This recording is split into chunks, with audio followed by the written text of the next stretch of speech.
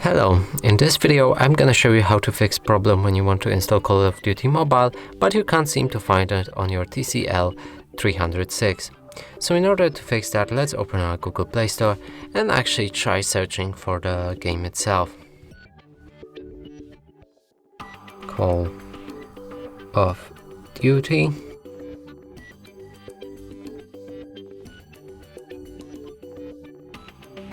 As you can see, there's no game here.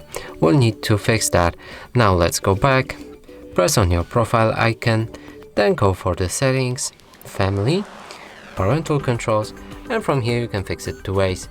First one is to disable parental controls, simply press on it and then enter the PIN. The second way is to press on apps and games, enter your PIN, and change it to PEGI 80 or allow all included unrated.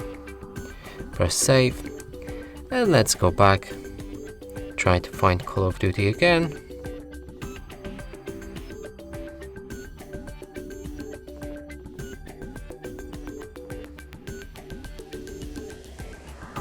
And it's right here, we can press install and it should download.